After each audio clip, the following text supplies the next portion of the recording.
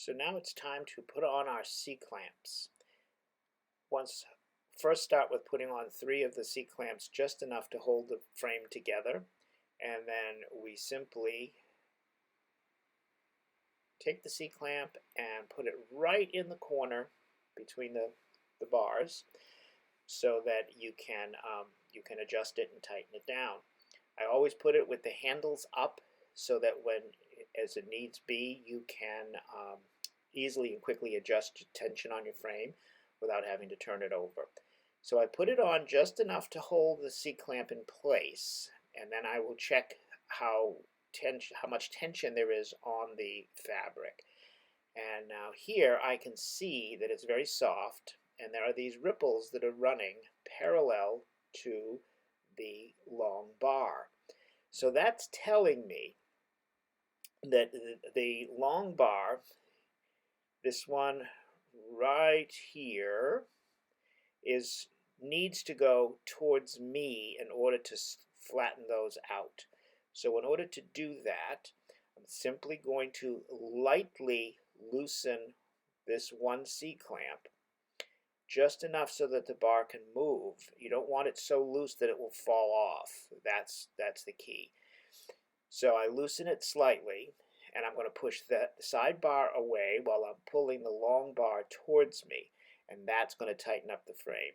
Now if you look at what happens to the fabric as I do that, right in here you'll see the fabric tightens right up there, and it is tight, and the C-clamp is still holding itself in place, and then I can just snug it down so that it's good and tight. This is how you adjust every single corner, one at a time, just by loosening that one C-clamp and then stretching it till the ripples go away. Now we can see that the grain is pretty clean, it's pretty straight, and the fabric is quite tight on the frame. That is as it should be. It needs to be tight as a drum. That's why it's called tambour beating. Now at the other end of that bar, we see that there are ripples that are running parallel to the side bar. So that's telling me that this bar needs to go to the right in order to tighten those up. So I'm going to do the exact same thing. I just loosen that C-clamp enough and have to try to get a good grip on the bar and not lose the tension in the other direction, but I'm going to pull the bar towards the right, and you can see the fabric pretty much tightening up and the ripples going away.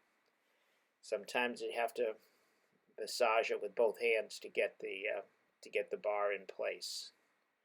On a large frame, it sometimes takes 2 people to do this. I mean, we're talking a 6 or 8 foot frame, but on these small ones you should be able to do it.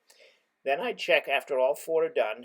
You can see the ripples are gone, and after all 4 are done, I double check to make sure that the grain of the fabric is straight up and down, and that the cross grain is perpendicular to the straight of grain.